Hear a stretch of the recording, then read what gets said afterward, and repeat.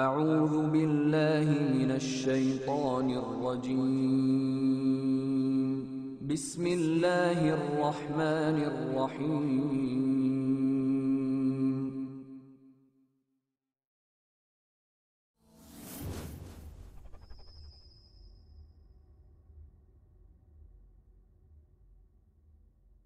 فَإِن لَّمْ تَفْعَلُوا فَأْذَنُوا بِحَرْبٍ مِّنَ اللَّهِ وَرَسُولِهِ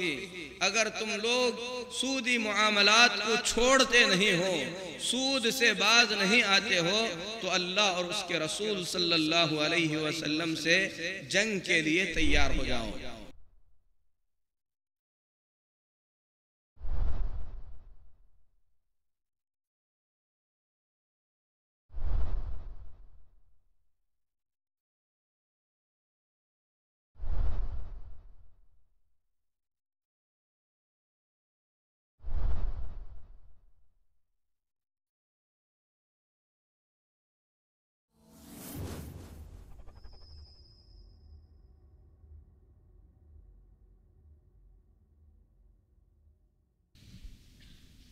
إن الحمد لله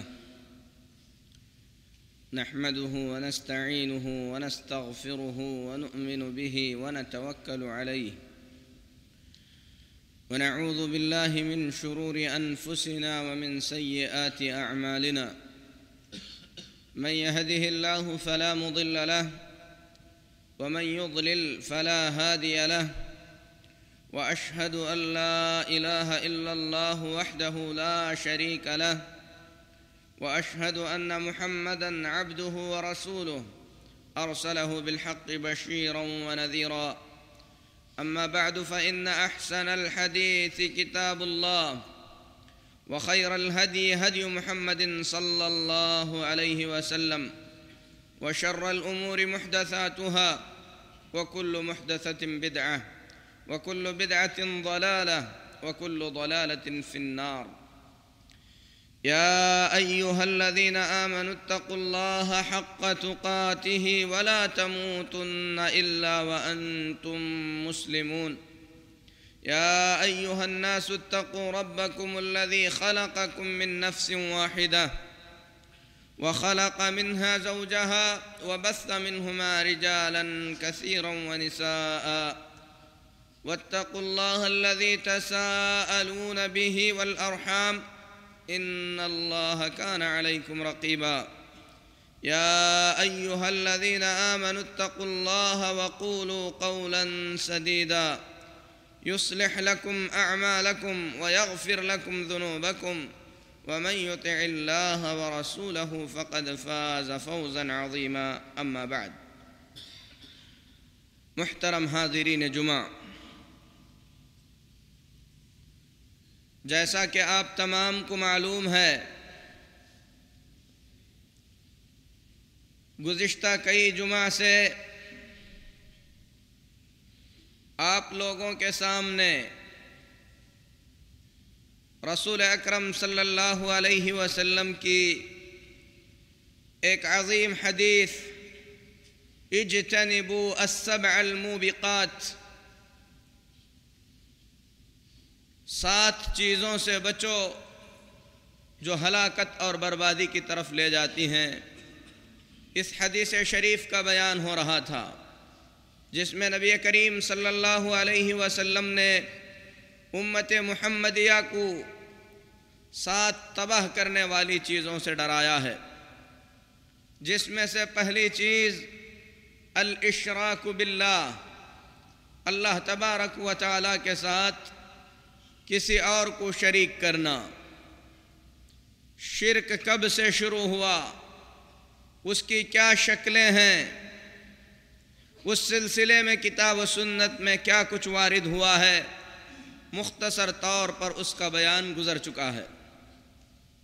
یہ سب سے پہلی ہلاک کرنے والی چیز ہے، شرک کے ہوتے ہوئے آدمی کی کوئی نیکی اللہ رب العالمین کے ہاں قابل قبول نہیں ہوتی،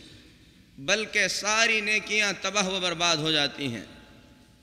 دوسری چیز جس سے نبی کریم صلی اللہ علیہ وسلم نے امت کو ڈرایا، السحر،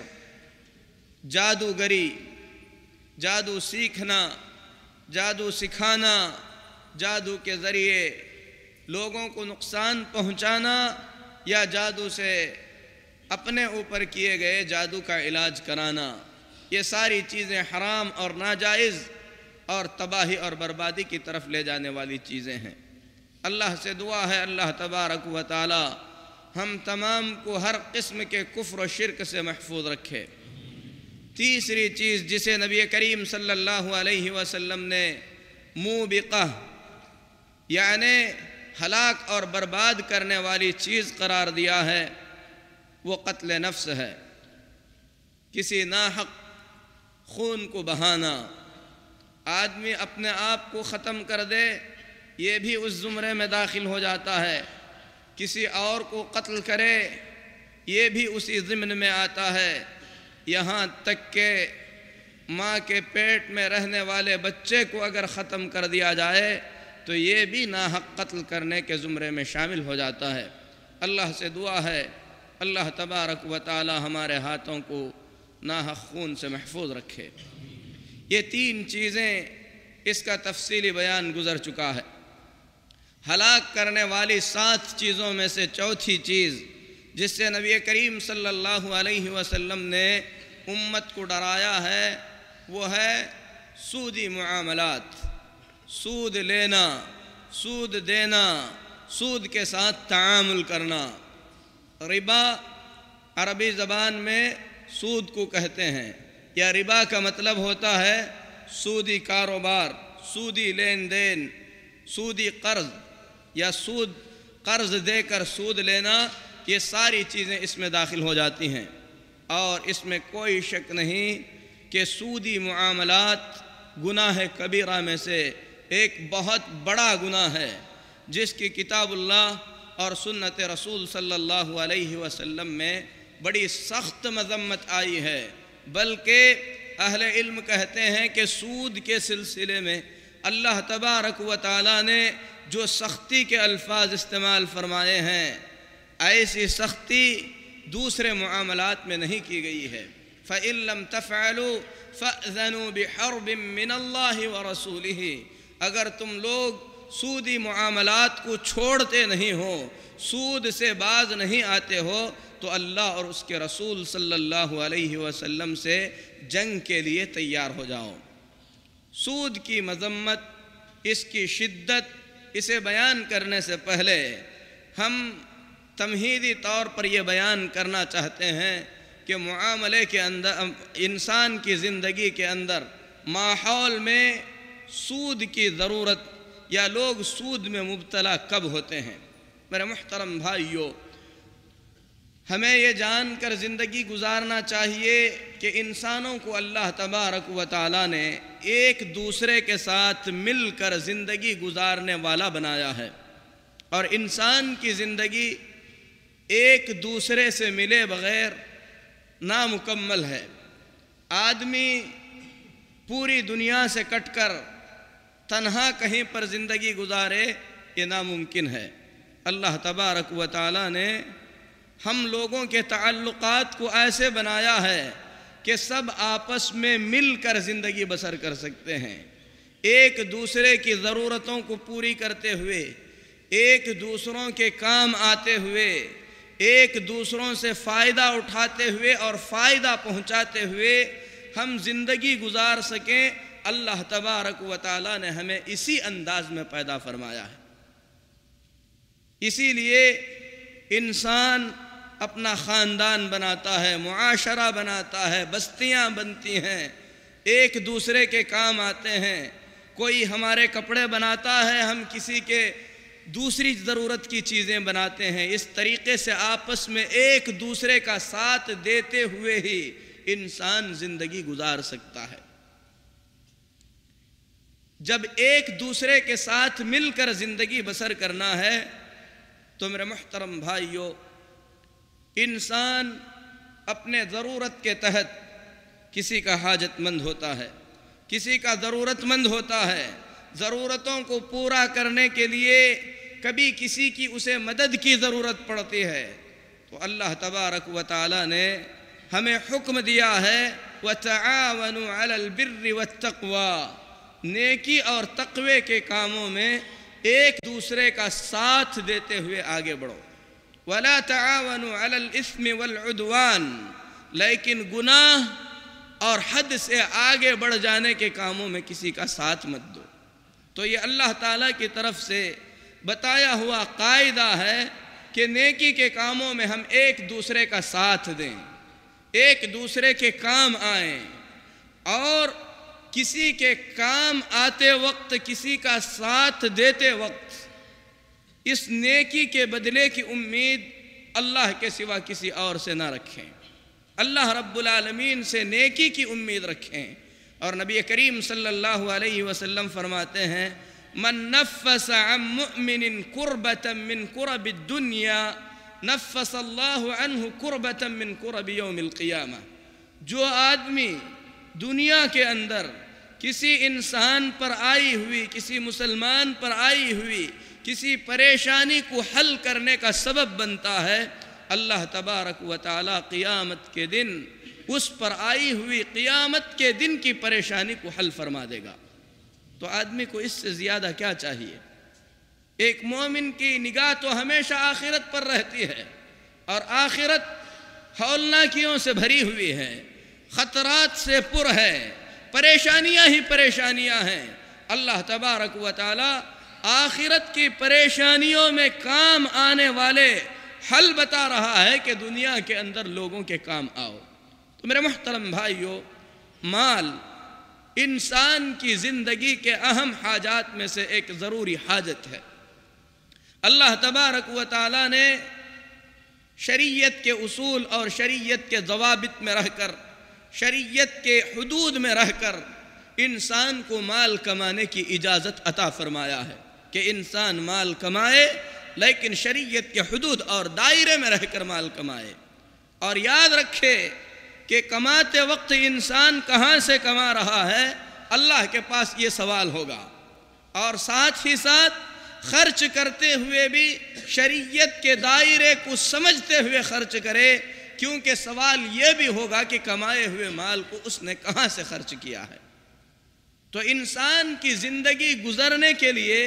مال کی ضرورت ہوتی ہے، لیکن حالات کے اعتبار سے کبھی آدمی اس قدر مالی اعتبار سے کمزور ہو جاتا ہے کہ اس کی انتہائی ضرورتیں، بڑی حاجتیں جو انتہائی ضروری ہیں، وہ اپنی کمائی سے پورا نہیں کر پاتا۔ ایسی صورت میں آدمی یا تو مستقبل میں کمانے کی اپنے آپ میں قوت محسوس کرتا ہے کہ میں کماؤں گا،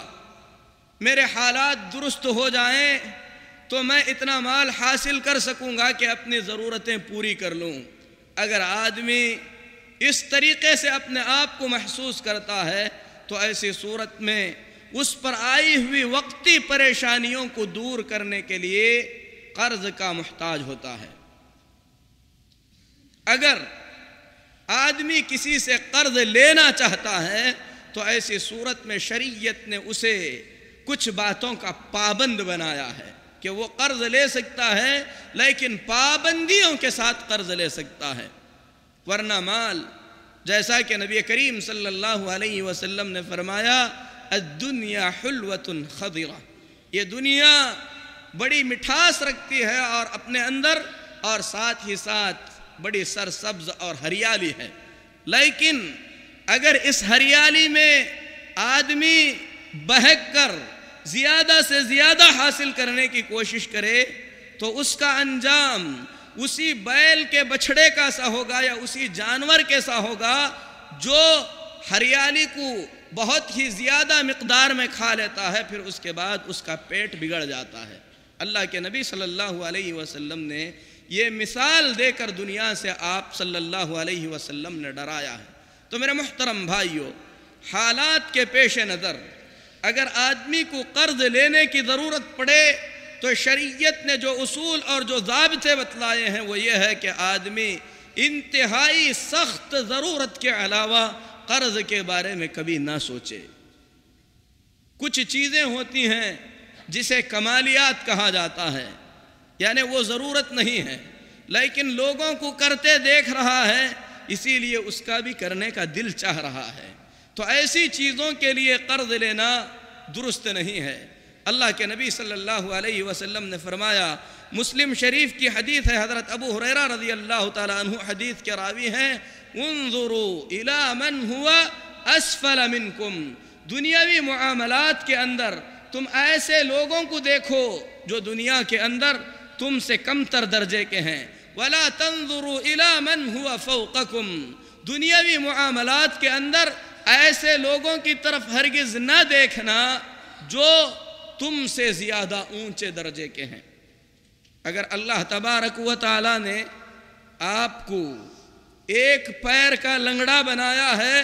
تو آپ ایسے آدمی کو نہ دیکھیں جو دونوں پیروں پہ چل رہا ہے، آپ ایسے آدمی کو دیکھیں جو دونوں پیروں سے معذور ہے۔ آپ اللہ کا شکر ادا کریں گے، کہیں گے کہ میرے پاس ایک پیر اور بیساکھی تو ہے لیکن اس کے پاس وہ بھی نہیں ہے۔ لیکن اگر آپ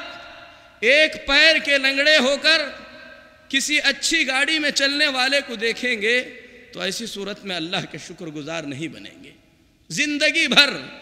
اپنے دل میں غم اور غصہ لیے ہوئے جئیں گے، جس سے آپ کا نہ دنیا کا کوئی فائدہ ہوگا نہ آخرت کا کوئی فائدہ ہوگا۔ اسی طریقے سے اگر اللہ تبارک و تعالیٰ نے آپ کو ایسی جھونپڑی عطا فرمائی ہے جو بارش کے آنے پر ٹپکتی ہے تو آپ ایسے لوگوں کو دیکھیں جنہیں دھوپ میں سر چھپانے کی بھی جگہ نہیں ہے۔ آپ اونچی کوٹھی والے کو دیکھیں گے، عالیشان محل والے کو دیکھیں گے تو ایسی صورت میں آپ اللہ کے شکر گزار نہیں بنیں گے۔ اگر آدمی اپنی زندگی کے اندر اس قاعدے کو لے کر جیے کہ زندگی کے ہر معاملات میں مجھے ان لوگوں کو دیکھنا ہے جو لوگ اللہ تبارک و تعالیٰ کی دی ہوئی نعمتوں میں مجھ سے زیادہ کمتر ہیں، تو آدمی اللہ کا شکر گزار بندہ بنے گا اور دنیا کے اندر اقتصاد کے ساتھ زندگی گزارے گا۔ تو میرے محترم بھائیوں، جو آدمی اس طریقے کی زندگی بسر کرتا ہے، ایسا آدمی کمالیات کے لیے اپنی زندگی کی اہم ضرورتوں سے ہٹ کر زندگی کو حسین و جمیل بنانے کے لیے قرض لینے کی کبھی خواہش نہیں کرے گا اور بہت بڑی مصیبت اور پریشانی سے بچ جائے گا۔ امام عبدالعزیز بن عبداللہ بن باز رحمۃ اللہ علیہ قرض لینے والوں کو نصیحت کرتے ہوئے فرماتے ہیں، النصیحۃ ان الانسان یجتہد فی الاقتصاد، میرے مسلمان بھائیوں سے یہ نصیحت ہے کہ دنیا کی زندگی کے اندر اقتصاد سے کام لیں۔ یعنی اقتصاد کا مطلب یہ ہے کہ آپ کی زندگی چل رہی ہے، تنگی سے چل رہی ہے، آپ اسے تنگی سے چلنے دیں، لیکن قرض لے کر اسے حسین و جمیل بنانے کی چکر میں اپنے آپ کو مصیبت اور پریشانی میں نہ ڈالیں۔ وعدم الدین، قرض کی طرف اپنا قدم نہ بڑھائیں۔ وَيَفْرَحُ بِمَا أَغْنَاهُ اللَّهُ عَنِ الدَّيْنِ، اللہ نے جو کچھ عطا کیا ہے اسی پر خوشی خوشی زندگی گزارنے کی کوشش کریں، قرض کی طرف نہ جائیں، جتنا ممکن ہو سکے اسی طریقے کی زندگی گزارنے کی کوشش کریں۔ لیکن حالات نے اگر آپ کو اس قدر مجبور کر دیا کہ قرض لیے بغیر آپ کا گزارا نہیں ہو پا رہا ہے، آپ کو انتہائی قرض کی اہم ضرورت پڑ رہی ہے، تو ایسی صورت میں ضرورت کے مطابق آپ قرض لیں۔ دینے والا زیادہ دینے کے لیے تیار ہے، لیکن آپ کی حاجت تھوڑے کی ہے تو آپ زیادہ قرض نہ لیں، اور یاد رکھیں کہ آپ کسی ایسے قرض میں اپنے آپ کو مبتلا نہ کریں جسے ادا کرنے کی مستقبل میں آپ کے پاس طاقت نہ ہو۔ پھر اس کے بعد امام عبدالعزیز بن عبداللہ بن باز رحمۃ اللہ علیہ نے کچھ سنہری نصیحتیں فرمائی، کہا کھانے پینے، پہننے اوڑھنے اور سواری کے اندر آدمی اگر اپنے آپ کو اقتصادی حالت میں تیار کر لے تو ایسی صورت میں بہت سارے قرضوں سے بچ سکتا ہے۔ اللہ تبارک و تعالیٰ نے ضرورت کے مطابق کہ آپ کو سواری عطا فرمائی ہے، اونچی سواری کی آپ کو کیا ضرورت ہے؟ اگر آپ کو ایک دو کپڑے حاصل ہو چکے ہیں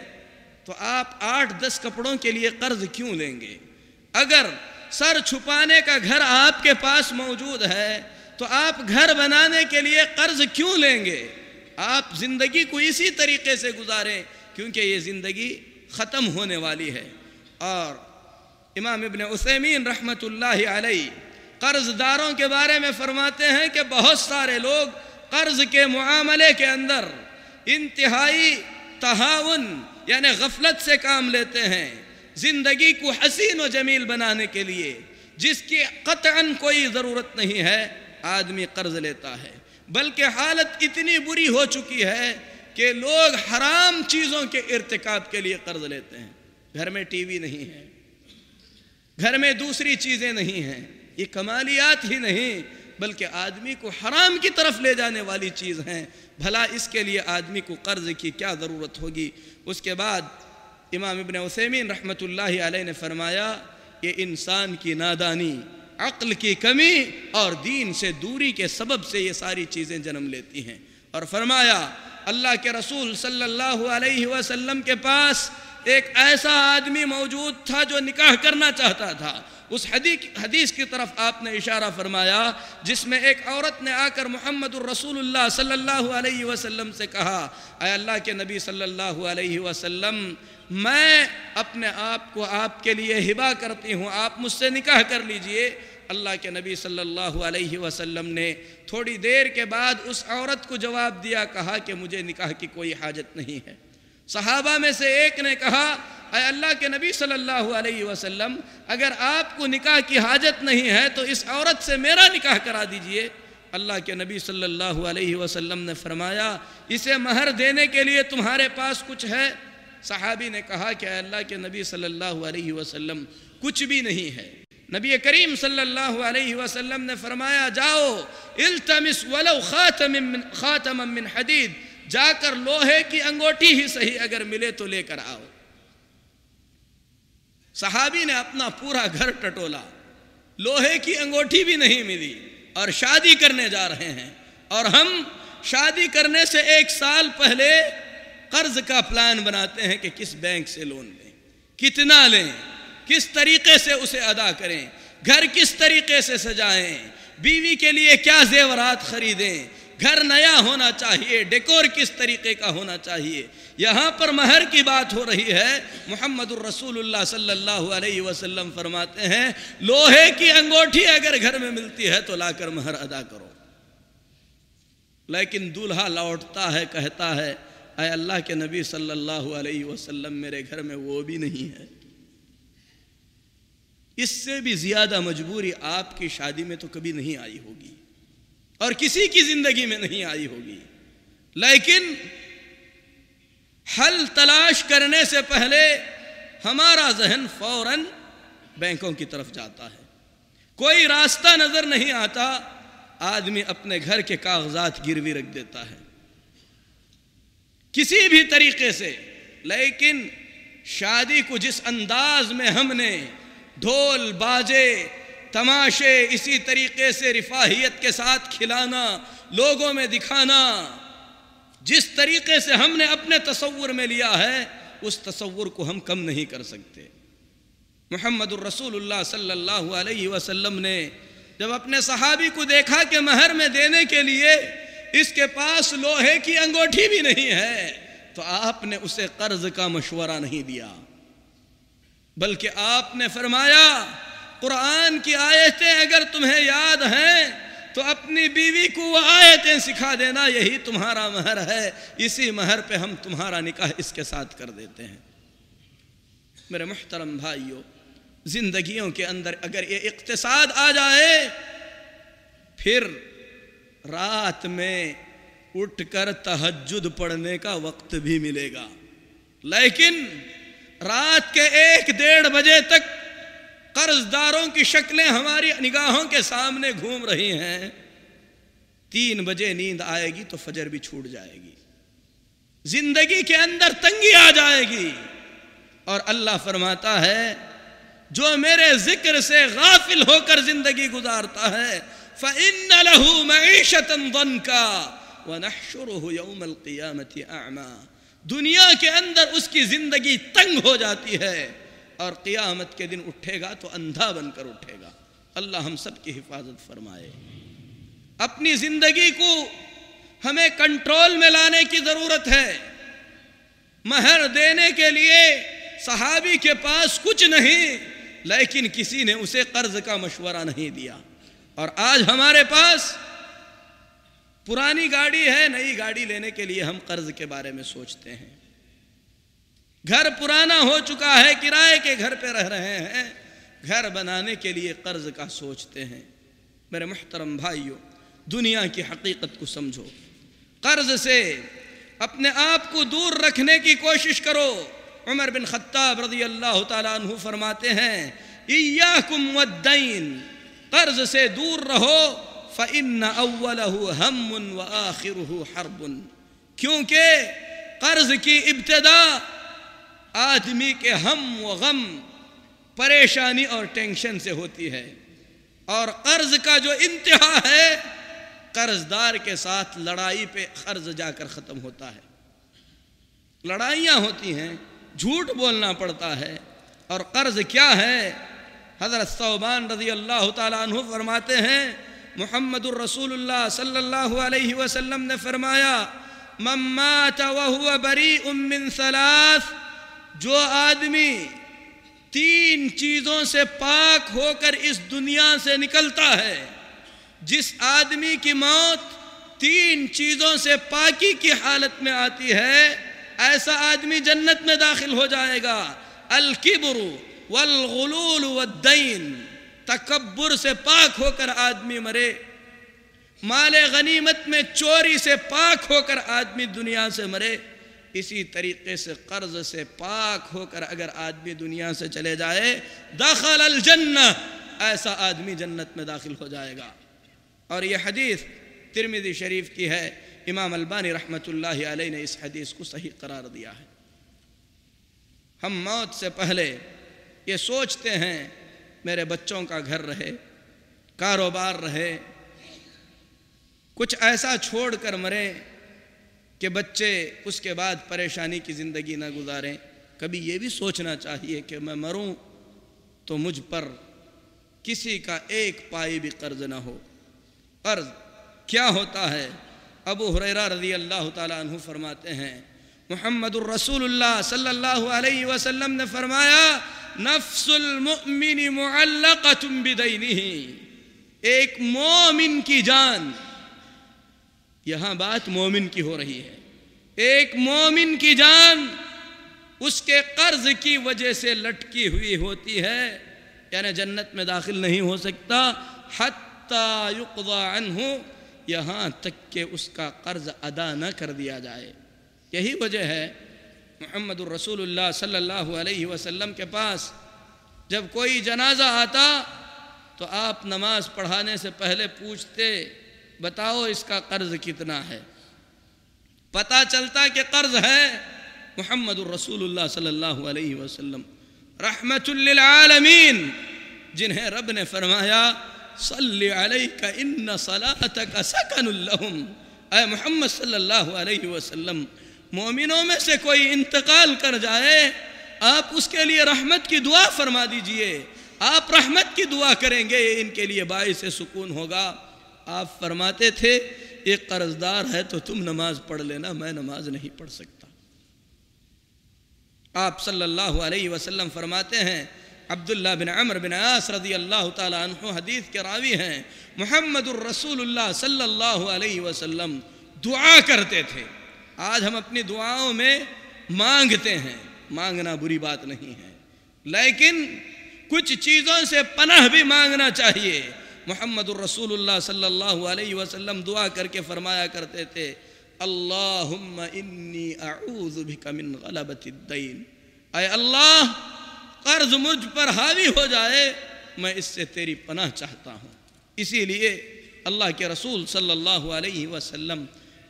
بغیر ضرورت کے قرض کی طرف اپنا قدم نہیں بڑھاتے تھے۔ قرض، اگر آدمی قرض کی حالت میں مر جائے، میدان جہاد میں مر جائے، اس کے بعد بھی اس کی مغفرت نہیں ہوگی۔ اسے بیان کرتے ہوئے جابر بن عبداللہ رضی اللہ تعالیٰ عنہ فرماتے ہیں، ایک آدمی نے آ کر محمد الرسول اللہ صلی اللہ علیہ وسلم سے عرض کیا، کہا اے اللہ کے نبی صلی اللہ علیہ وسلم، بذات خود اپنی جان ہتھیلی پہ لے کر اللہ کے راستے میں جہاد کے لیے نکل جاؤں، اپنی جان اللہ کے راستے میں گنوا دوں، اپنا مال اللہ کے راستے میں لگا دوں، آگے بڑھتے ہوئے دشمن کا مقابلہ کرتے ہوئے پیچھے نہ ہٹتے ہوئے میدان جنگ میں اگر مارا جاؤں تو کیا میں جنت میں داخل ہو جاؤں گا؟ نبی کریم صلی اللہ علیہ وسلم نے فرمایا کہ ہاں تم جنت میں داخل ہو جاؤ گے۔ صحابی نے دوبارہ پوچھا، محمد الرسول اللہ صلی اللہ علیہ وسلم نے فرمایا کہ ہاں۔ صحابی نے تیسری مرتبہ پوچھا، محمد الرسول اللہ صلی اللہ علیہ وسلم نے فرمایا ان لم تمت ولیس علیک دین وعندک وفا، ہاں اگر تم ایسی حالت میں شہید ہو جاؤ کہ تمہارے اوپر قرض نہیں ہے تو تم جنت میں جاؤ گے۔ اتنا ہی نہیں، محمد الرسول اللہ صلی اللہ علیہ وسلم فرماتے ہیں، نسائی شریف کی حدیث ہے، محمد بن جحش رضی اللہ تعالیٰ عنہ حدیث کے راوی ہیں، ہم رسول اکرم صلی اللہ علیہ وسلم کے پاس بیٹھے ہوئے تھے، آپ صلی اللہ علیہ وسلم نے اپنا سر آسمان کی طرف اٹھایا، پھر اس کے بعد پریشانی کی حالت میں آپ نے فرمایا سبحان اللہ، اللہ تبارک و تعالی ہر عیب سے پاک ہے، ماذا نزل من الشدائد، کتنی بڑی سخت چیزیں اتاری جا رہی ہیں۔ صحابہ خوف زدہ ہو گئے، سب خاموش ہو گئے۔ عبداللہ بن جحش کہتے ہیں دوسرے دن تک ہم پر خوف طاری رہا۔ دوسرے دن محمد الرسول اللہ صلی اللہ علیہ وسلم سے ملاقات ہوئی، میں نے کہا اے اللہ کے رسول صلی اللہ علیہ وسلم، وہ بھاری چیزیں جس کے نزول کے بارے میں آپ فرما رہے تھے وہ کیا ہیں؟ آپ صلی اللہ علیہ وسلم نے فرمایا سنو، اس ذات کی قسم جس کے ہاتھ میں محمد کی جان ہے، لو ان رجلا قتل فی سبیل اللہ ثم احیی ثم قتل ثم احیی ثم قتل، اس ذات کی قسم جس کے ہاتھ میں محمد کی جان ہے، اگر کوئی آدمی اللہ کے راستے میں شہید کر دیا جائے، اسے دوبارہ زندگی دی جائے، پھر شہید کر دیا جائے، پھر زندگی دی جائے، پھر اسے شہید کر دیا جائے، لیکن اس پر اگر قرض ہے تو وہ جنت میں نہیں جا سکتا۔ قرض اتنی خطرناک چیز ہے، اسی لیے میرے محترم بھائیوں، آدمی کو قرض سے پناہ مانگنا چاہیے۔ بغیر ضرورت کے آدمی کو قرض کے بارے میں سوچنا بھی نہیں چاہیے۔ انتہائی ضرورت میں، جب سامنے ہر راستہ بند ہے، قرض کی ضرورت پڑے، قرض لینے سے پہلے آدمی اللہ سے دعا کرے، لینے سے پہلے کہ اے اللہ میں ایک بڑے کام کا ارادہ کر رہا ہوں، اس کام کو میرے لیے آسان فرما دے۔ نیت کی اصلاح کر لے کہ یہ قرض جو میں لے رہا ہوں متعینہ مدت میں جس سے لے رہا ہوں اسے واپس کر دوں گا۔ اگر نیت درست ہے، رسول اکرم صلی اللہ علیہ وسلم فرماتے ہیں جو لوگ لوگوں سے قرض ادائیگی کی نیت سے لیتے ہیں، لیتے وقت دینے کا ارادہ ہے، اللہ تبارک و تعالی ادائیگی کا راستہ ان کے لیے آسان فرما دیتا ہے۔ لیکن جو آدمی لیتے وقت سوچ رہا ہے اسے بیوقوف نہ لوں گا، آسانی سے اس کے پیسے کو ڈبو سکتا ہوں، یہ مجھ سے وصول نہیں کر سکے گا، لیتے وقت ہی اگر وہ نیت ہے، اللہ تبارک و تعالی اسے بہت کچھ دینے کے باوجود بھی اس قرض کے ادائیگی کی توفیق عطا نہیں فرمائے گا۔ اور قرض آدمی دینے کے ارادے سے لیتا ہے تو اسے دینے کی توفیق ملتی ہے۔ اس سلسلے میں بخاری شریف کی ایک حدیث سنیں، محمد الرسول اللہ صلی اللہ علیہ وسلم فرماتے ہیں تم سے پچھلی امتوں میں بنی اسرائیل میں ایک آدمی تھا، اسے قرض کی ضرورت پڑی، حدیث بخاری شریف کی ہے، کوئی خواب اور بناوٹی قصہ نہیں ہے۔ محمد الرسول اللہ صلی اللہ علیہ وسلم بیان فرماتے ہیں آدمی کو قرض کی ضرورت پڑی، ایک آدمی کے پاس پہنچا، کہا کہ مجھے 1000 درہم قرض چاہیے۔ اس نے کہا کہ کوئی گواہ لاؤ۔ قرض لینے والے نے کہا کفا باللہ شہیدا،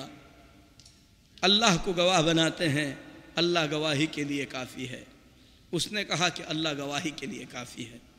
کہا کہ کوئی وکیل لاؤ، تمہاری ادا نہ کرنے کی صورت میں وہ ادا کر سکے۔ اس نے کہا کفا باللہ وکیلا، میں اللہ کو اپنا وکیل بناتا ہوں۔ قرض دینے والے کا ایمان اللہ کی ذات پر مضبوط تھا، اس نے اللہ کی گواہی اور اللہ کی کفالت قبول کر لی، جتنا قرض اسے چاہیے تھا ادا کر دیا۔ مقررہ وقت پہ قرض کو ادا کرنا تھا۔ قرض لینے والا قرض لے کر اپنی بستی کی طرف چل پڑا۔ ان دونوں کے بیچ میں ایک نہر تھی۔ بہرحال قرض کی ادائیگی کا جب وقت آیا، اس نے مال جمع کیا، لے کر نہر کے پاس پہنچا، لیکن اسے عبور کرنے کے لیے، پار کرنے کے لیے سواری موجود نہیں تھی۔ پریشان ہو گیا، اللہ تبارک و تعالی سے گڑ گڑایا، کہا کہ اے اللہ، اس نے گواہ مانگا، میں نے تجھے گواہ بنایا۔ اس نے کفیل مانگا، میں نے تجھے کفیل بنایا۔ ادائیگی کا وقت آ چکا ہے، مجھے پہنچنے کے لیے ذریعہ موجود نہیں ہے، میری اس مصیبت کو حل فرما۔ رسول اکرم صلی اللہ علیہ وسلم فرماتے ہیں، اللہ کی گواہی، اللہ کی کفالت، دیے ہوئے وعدے کا خیال کرتے ہوئے اللہ کے اس بندے نے قریب میں پڑی ایک لکڑی کو اٹھایا، اس کے اندر سوراخ کیا، اس مال کو اس کے اندر بھر دیا، پھر اس کے بعد ایک پیغام اس کے نام لکھا اور اسے بند کر کے دریا میں ڈال دیا۔ رسول اللہ صلی اللہ علیہ وسلم فرماتے ہیں، اللہ تبارک و تعالی نے ایسے حالات پیدا کیے کہ جس وقت قرض کی ادائیگی کا وقت تھا، قرض دیا ہوا آدمی یہ سوچ کر کہ جس نے قرض لیا ہے ادا کرنے کے لیے واپس آئے گا، دریا کے پاس پہنچا، دیکھا کہ کوئی سواری نہیں ہے، ایک لکڑی بہتے ہوئے آ رہی ہے، اس نے اسے اٹھا دیا کہ گھر میں کام آ جائے گی۔ لے جا کر جب اسے اس نے توڑا تو اس کے اندر مال اور اس کا پیغام لکھا ہوا تھا۔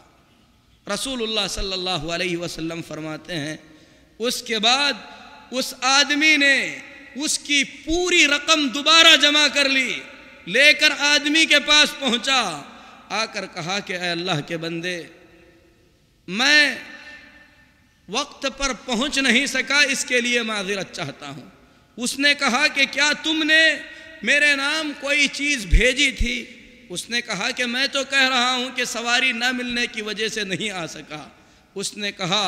کہ اللہ تبارک و تعالیٰ نے تمہارا کام پورا کر دیا اور یہ رقم مجھے مکمل طور پر مل چکی تھی۔ اس واقعے پر غور کریں، کوئی بناوٹی قصہ نہیں، محمد الرسول اللہ صلی اللہ علیہ وسلم کا بتایا ہوا واقعہ ہے۔